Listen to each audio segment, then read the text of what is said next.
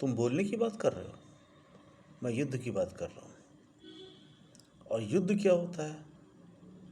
तुम्हें लगता है कि युद्ध खराब चीज़ है? आज तुम भगवान राम के मंदिर के लिए और भगवान राम के लिए जय श्री राम बोलते हो। क्यों बोलते हो?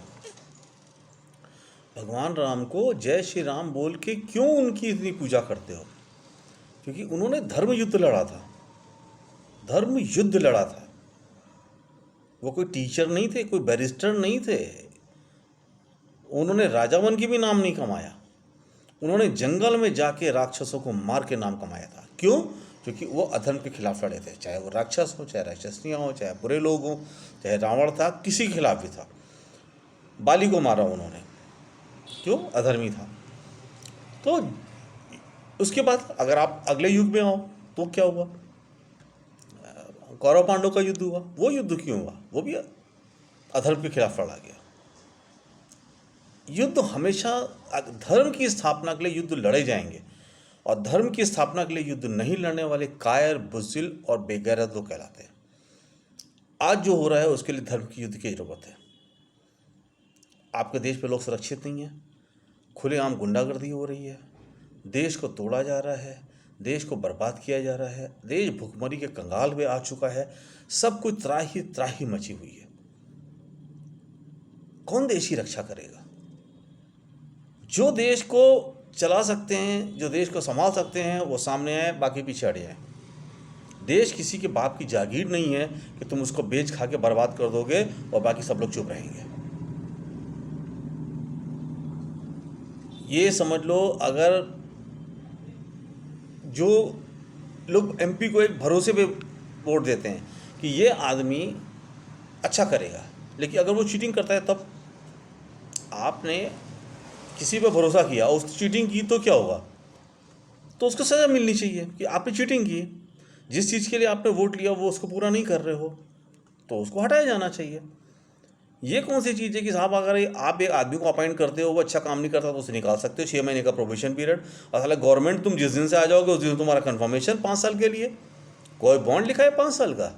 अच्छा काम करोगे तो 5 साल तक। देखो, मैं किसी का दुश्मन नहीं हूँ, मैं सिर्फ बुराई का दुश्मन हूँ।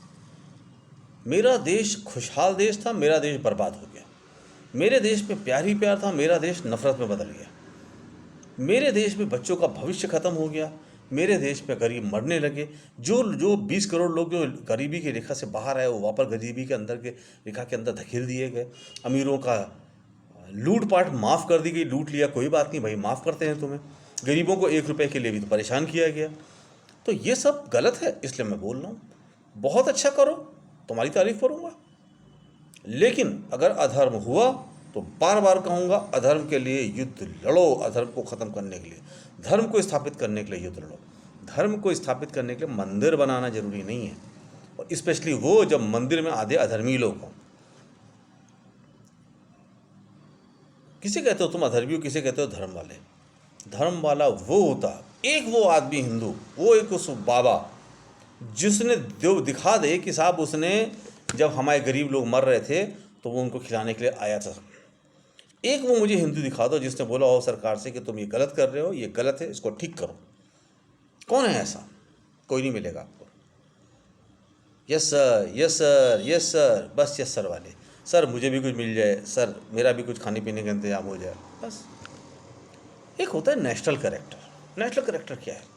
देखिए, हर आदमी चाहता है उसकी फैमिली अच्छे से रहे, वो चाहता है। लेकिन फैमिली को अच्छे से रखने के लिए क्या चोरी करके आप करोगे?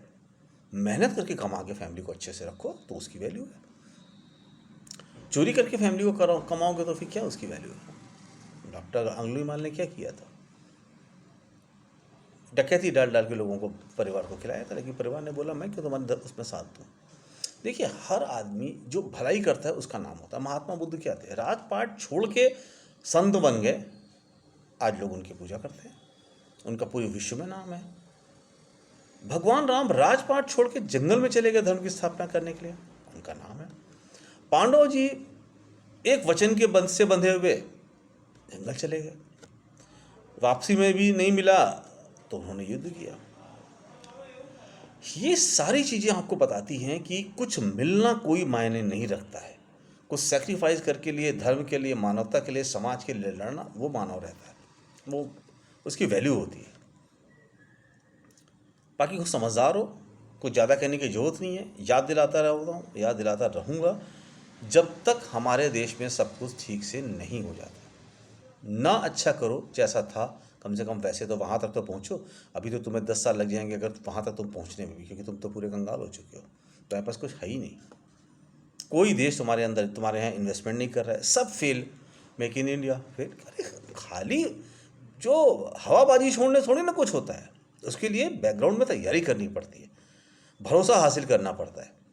हर आदमी कौन बोलेगा यार मैं तुम्हारे पर कोई भरोसा करेगा? जो एक लफाड़ी अगर आदमी है तो कोई उसके ऊपर भरोसा करेगा? नहीं करेगा। भरोसा किसके ऊपर करोगे? जो एक रिलायबल पर्सन होता है, जिसकी जवान की वैल्यू होती है, जो सच्चा इंसान होता है, जिसकी जबान से एक शब्द झूठ नहीं निकलता, तो वो कहते हैं यस ये आदमी है, आपकी जवान का पक्का है, जो बोलेगा वो करेगा। जिसकी जवान की वैल्यू नहीं, उस पर कौन भरोसा करेगा? ये बताओ। ट्रस्ट लेवल कहाँ से आएगा? आप कोई बोलता है मेरा मोहल्ला बहुत अच्छा है, आके यहाँ रहो, तो आप क्या उस किसी कहने पे चले जाओगे? जाके देखोगे वहाँ मारा पीटी हो रही है, वहाँ घटिया लोग रह रहे हैं, तो जाओगे रहने? नहीं। यही हमारे हिंदुस्तान का है। तुम जाके किसी से बोल दो हमारा हिंदुस्तान बहुत अच्छा है, मैं बहुत पावरफुल हूँ, मैं 100 साल तक राशन राजी करता रहूँगा, हमारे घर में आओ। बोलेगा तुम्हारे घर में आऊँ क्या? नंबर 1 तुम झूठ बोल रहे हो, नंबर 2 तुम्हारे देश में देख चुका हूँ सारे चोर बैठे हुए हैं। जितने अफसर हैं, जितने सरकारी लोग हैं, सब चोर है। सबको मैं घूस और पैसा देता रहूँगा, बाहर आके गुंडे बदमाशों को पैसा दूंगा, मैं फैक्ट्री कैसे चलाऊंगा अपनी? कौन आएगा तुम्हारे यहाँ इन्वेस्टमेंट करने? पहले माहौल तो बनाओ, तब तो लोग तुम्हारे यहाँ आएंगे। और मुझे सबसे बड़ी चिंता है, मैं अपने हर वीडियो में कहता हूँ, मेरे देश के बच्चों का भविष्य खराब हो रहा है।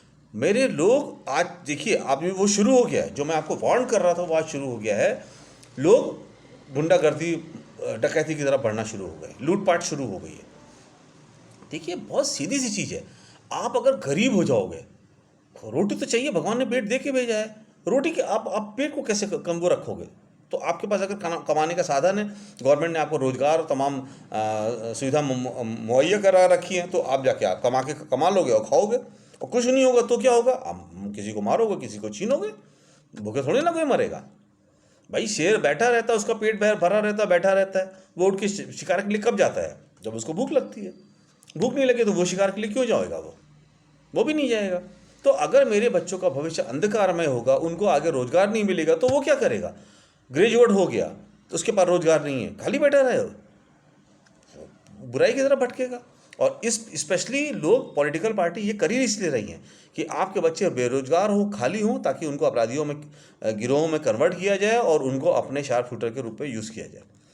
कोई नहीं चाहता आपके देश के बच्चों का भविष्य बने, वो बाहर जाके अच्छी नौकरी करें, अच्छा। आपको माहौल ही नहीं दिया गया, आप खुद ही सोचो। मंदिर मंदिर छोड़ो, देश बनाओ। भगवान सबके दिलों में रहता है, वो मंदिर में नहीं आएगा, और वो अपराधियों के यहाँ, गलत लोगों के घर में कभी आता भी नहीं है। समझे? देश बनाने की कोशिश करो, अपने बच्चों का भविष्य बनाने की कोशिश करो। लोग हंसते हैं पूरी दुनिया में, तुम्हें शर्म नहीं आती।